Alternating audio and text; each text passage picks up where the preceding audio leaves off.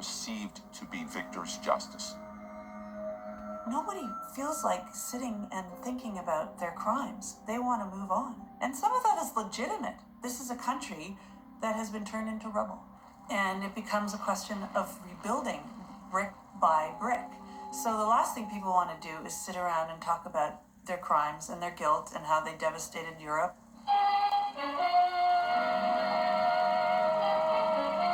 At the Hall of Justice in Nuremberg, history's greatest trial nears its fateful close.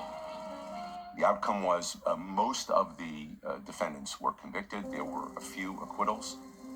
Some of the defendants were sentenced to die, and they were executed. New German government, as it was formed, lobbied intensively to bring the trials to an end and lobbied to have people who were convicted at Nuremberg, even people who were sentenced to death at Nuremberg, released. And most of them were. After the Second World War, the German system didn't fail to prosecute Nazi war criminals. It deliberately decided not to prosecute them because many of the judges were Nazi war criminals. There is evidence that a very high percentage of German judges, particularly West German judges, between 1945 and 1967 were Nazis. I don't say former Nazis. I say Nazis, people who sympathize with the Nazis.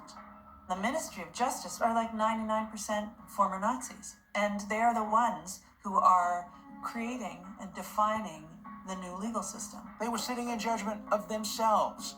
And obviously the result was terrible, terrible injustice.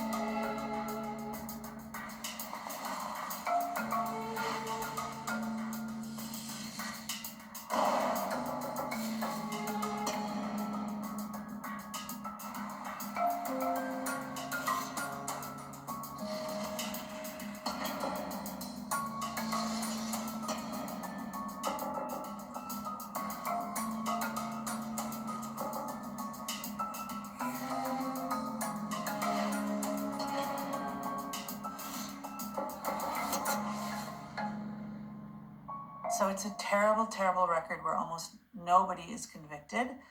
And again, there's no political will for it. The vast majority of Germans find these trials kind of cathartic and perfect because they show the horrors of places like Auschwitz.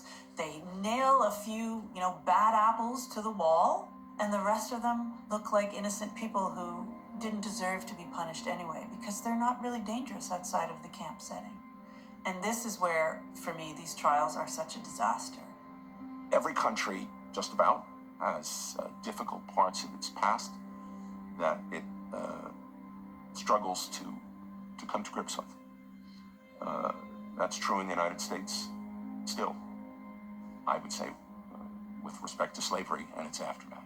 It was certainly true in Germany with respect to Nazi genocide and crimes against humanity.